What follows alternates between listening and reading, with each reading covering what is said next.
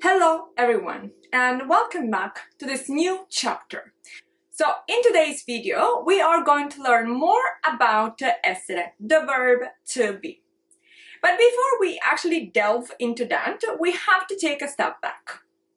In our last video we spoke about nouns being masculine, requiring il or I as articles, and ending in o if they're singular, I if they're plural. In other words, just to have an example to remind you, il gatto, one male cat, would become I gatti. And we spoke about feminine nouns, ending in a when they're singular, requiring la as their article, and ending in e when they're plural, requiring le as their article. So for instance, if I want to say one female cat, then I'm going to say la gatta. Plural would be le gatte. So far, what we have seen is 4 different articles for the article the. But things in Italian are slightly more complicated than what you have assumed so far. We don't have just 4 articles for the, we have 7 of them. So today, we are going to start exactly from that point. Nouns are indeed only masculine or feminine. There's no other gender for nouns. But the trick here is that some of them will begin with a vowel, in which case we need L apostrophe. It doesn't matter whether that noun is masculine or feminine, we still would require L apostrophe. So for instance, if I want to say bear, the animal, the bear, I'm going to say l'orso. And as you can see, it's L apostrophe orso. We don't separate in pronunciation, it becomes one sound, l'orso.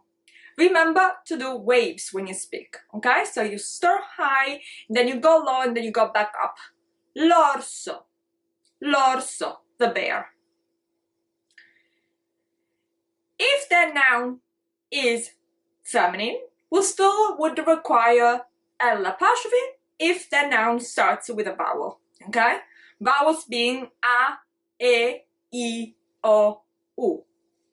So for instance, if I want to say the girlfriend, female friend, okay, I'm going to say l'amica, l'amica, okay? So L apostrophe amica. What happens though when those nouns are plural? Very simply, when they are plural, we pluralize accordingly, but we do have a trick for masculine nouns. So we're going to start with feminine, which is very straightforward. If I have l'amica, pluralization is made by having le as my article, and amica would become amiche, okay? I'm going to put an H there, exclusively for the reason that I do need to keep the hard sound of ka, and therefore to do that, I'll put an H, okay? Otherwise, without the H, I would be reading amiche. So, l'amica would become le amiche. L'amaca, hammock, would become le amache. But when it comes to masculine nouns, things shift very quickly. So L apostrophe becomes pluralized as li, li, G-L-I. So it's not the simple li, okay, where my tongue barely touches my palate, but it's li, li. So I'm putting my jawline forward, li. So in our previous example, l'orso would become gli orsi. L'orso would become gli orsi. Gli orsi. The tree, l'albero. L'albero becomes gli alberi. The hotel, l'albergo. Albergo, l'albergo. See that I'm uniting L apostrophe with the noun. L'albergo would become gli alberghi. Here, yes, I do take a short pause between gli and the actual beginning of that noun. L'albergo, gli alberghi. So now let's practice together. If I say loca, the goose, which article do I put in front of loca? I think you probably guessed right. Oca starts with O. O is a vowel. I require L apostrophe. Loca. If I pluralize, le, oche. How do I know that's feminine? Well, I look at the end of that word. I look at the fact that oca ends in A, which is feminine, according to our rule. So loca would become le oche. Another feminine one would be l'anatra. L'anatra would become le anatre. But if I say l'amico, the male friend, l'amico, that would become gli amici. Likewise, if I say l'armadio, closet, that would become gli armadi. So if we calculate this right, at this point we have 6 articles, meaning we have la and le, respectively for feminine singular and feminine plural nouns, il and I for masculine singular and masculine plural nouns, respectively. Then we have L apostrophe that pluralized becomes either le or li. We have one more. To understand where this is coming from, we have to go back to li. Okay? So li is the article, meaning the, we would place in front of masculine plural nouns starting with vowels.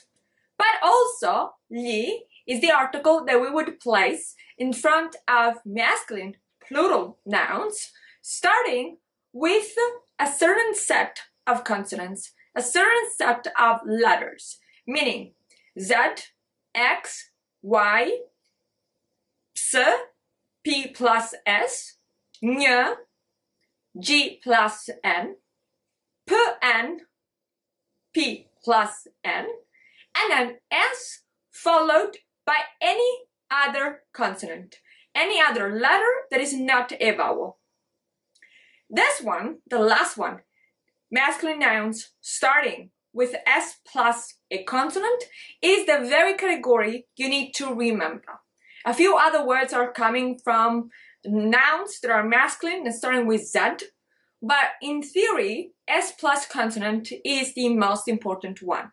Attention here, this is not for feminine nouns, but only and exclusively for masculine nouns. Okay? Example, if I want to say students, and that refers to a group of male students or male and female students, I'm going to say gli studenti. Gli studenti. Same is for Spanish people. Gli spagnoli. Gli spagnoli. The same goes for other words, such as the mops you use to clean, for instance, the kitchen or the floor. In that case, I'm going to say gli stracci. Gli stracci. Or the toothbrush. In this case, I need to pluralize toothbrushes, so that would become gli spazzolini. Gli spazzolini. Brush is spazzola, but a toothbrush is spazzolino. See? All of these words will end in I because they are masculine, they are plural, they start with S plus a consonant. Now, I said this is the most important category. The second category we need to consider is masculine plural nouns starting with Z. Easy examples are gli zii, the uncles. If you have multiple uncles, or if you have male and female, as long as there's one male, then it becomes masculine plural. Uncles, then you would need to say gli zii. Rare case of a double I, okay? Gli zii. If I pick the word zu, which doesn't change, it only changes in terms of pronunciation. That would be gli zo. 2 O's. Gli zo. Now, if those nouns, meaning nouns that start with X, Y, Z, PS, PN, GN, and S plus consonant are singular and they're still masculine, okay? In that case, I'm going to use the 7th article, the last one, I promise, at least for the 7th article, which is lo. So now I'm going to do exactly the same of what I've done so far, but with nouns that are masculine in singular, starting like this. So for instance, we mentioned the word students, gli studenti, but singular, that would be lo studente. Now, this is also a weird word because it would end in E. And you do have some words that are singular ending in E, in which case you really have to understand and really have to grasp the gender. The way you do that is you look at the article right now, okay? So, lo studente, that's male, singular, noun, starting with S plus a consonant. Lo studente, that's where we place lo. Lo studente. Same is for Spanish people. We said Spanish people is gli spagnoli. Singular is lo spagnolo.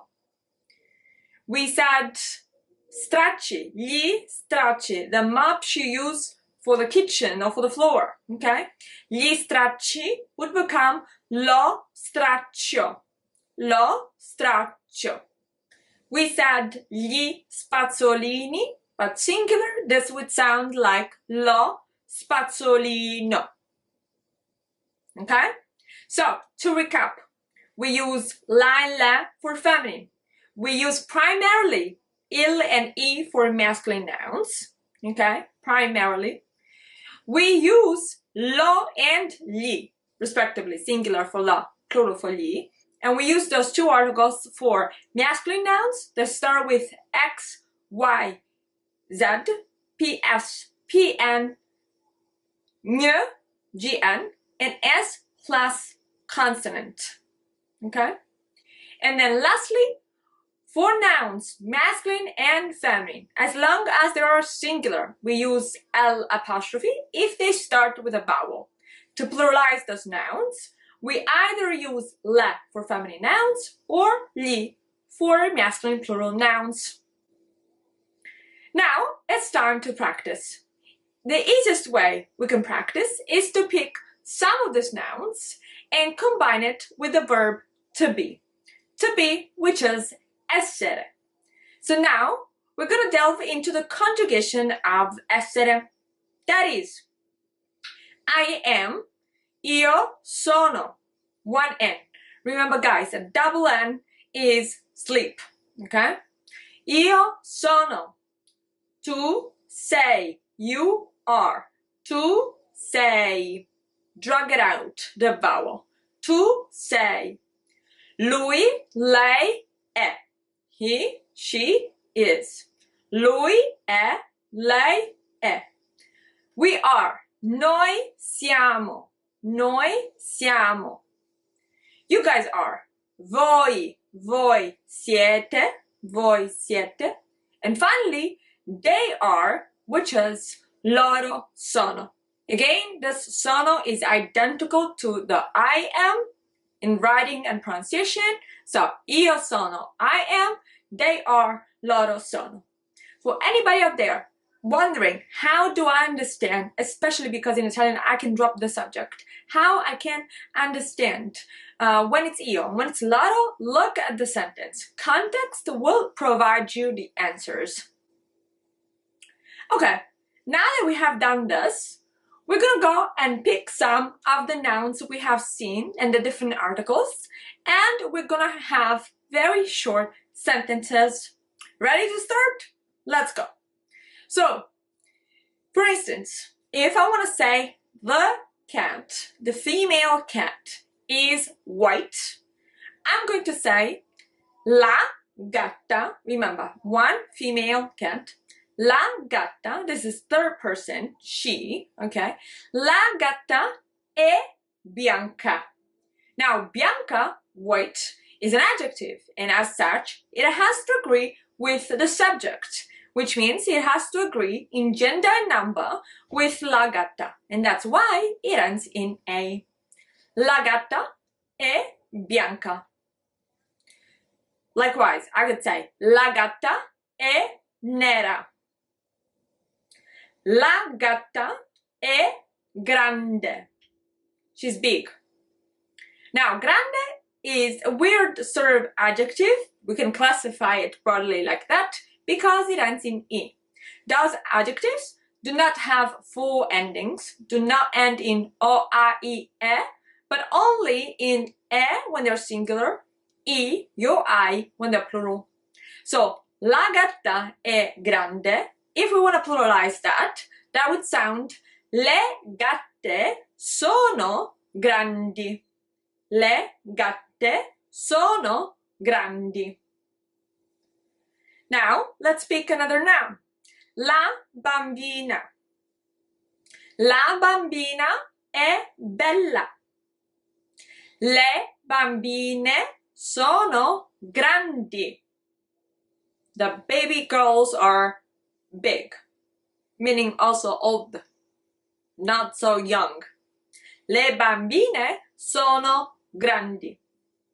Another example. Le arance sono buone. The oranges are good. Le arance, oranges. L'arancia, L'. L'arancia, plural is le arance. Le arance sono buone. If we want to switch these two masculine nouns, very simply, il bambino è bello. The baby boy is beautiful. Il bambino è bello. I bambini sono belli. I bambini sono belli. Il tavolo è alto. The table is tall. Il tavolo è alto. I tavoli sono alti. Il piatto, the dish, il piatto è buono. I piatti sono buoni. Il muro, if you guys remember that's the wall, il muro è bianco. Il muro è bianco. The wall is white. Remember, we had la gatta è bianca, and now we go il muro è bianco. I muri sono bianchi. I muri sono bianchi. Let's switch again. Let's go to nouns that start with X, Y, Z, P, S, P, N, G, N, S plus consonant. The most important ones, there are Z and S plus consonant. And so we say, lo zio. Lo zio è alto. The uncle is tall. Lo zio è alto. If I want to say plural, then I will have gli zii. Gli zii sono alti. Lo zucchero. Lo zucchero è buono. The sugar is good. Lo zucchero è buono. Plural, though we don't really do that with sugar, plural would sound like gli zuccheri sono buoni, which is a disputable sentence. Again, we can do this with S plus consonant nouns, which is much more comfortable because there's a wide range of nouns to choose from. So, gli studenti. Gli studenti sono spagnoli. Singular, lo studente è spagnolo. Lo studente è bravo. Now, bravo means good in the sense of competent. Lo studente è bravo. Gli studenti sono bravi. Lo straccio, the mop. Lo straccio è pulito, clean. Plural is gli stracci sono puliti. The mops are clean. Okay? That's an adjective. So, we gotta make it agree with the noun it refers to, straccio. Lo straccio è pulito. Gli stracci sono puliti. Again, I could have this with the opposite of pulito, which is sporco, sporco, dirty.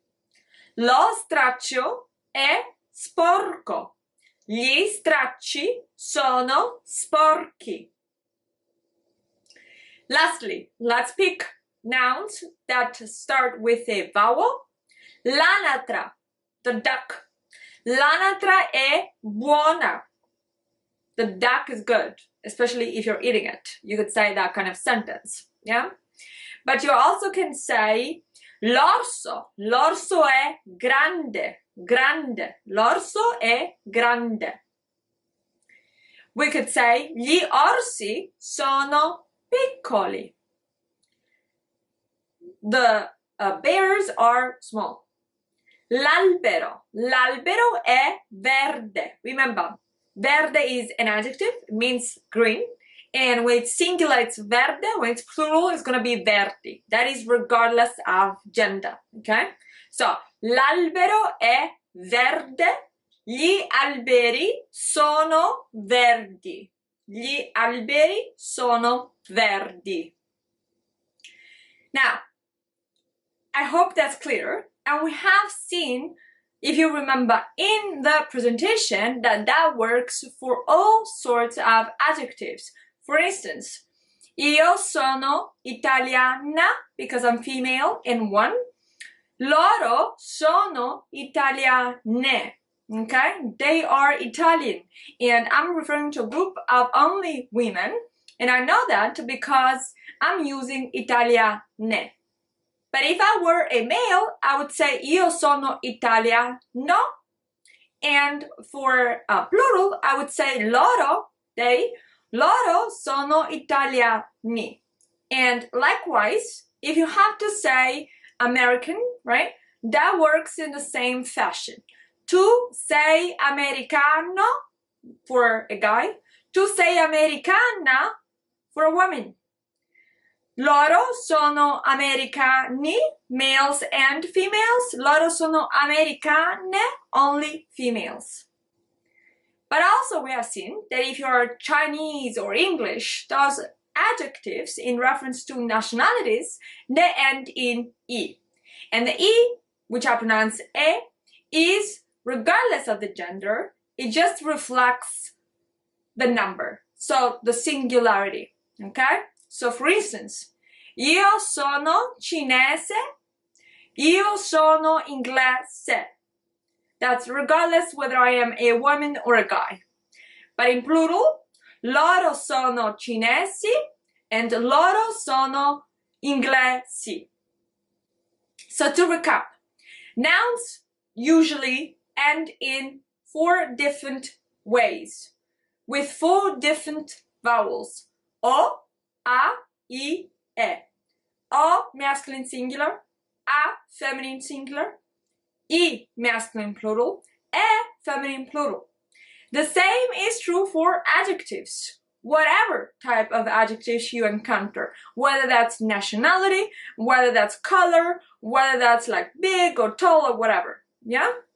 However, some of them, specifically big, for instance, grande, or intelligent, intelligente, or some colors like verde, green, they don't end in 4 different ways, but they only can end with 2 vowels. E when they are singular, I, my I, your I when they are plural. Okay? For instance, l'albero è verde, but gli alberi sono verdi. Lei è intelligente, loro sono intelligenti. Lui è grande, but loro sono grandi. Hopefully that clarifies a little bit the dynamics of this language. This is exactly what you need to understand and practice in order to create basic, simple sentences. So now it's your turn to practice. Make up short, brief sentences, very simple, just practicing articles, ending of nouns and different nouns, the verb to be and to have, which we have seen previously, and different types of nouns or adjectives. And we'll see each other next time. Ciao!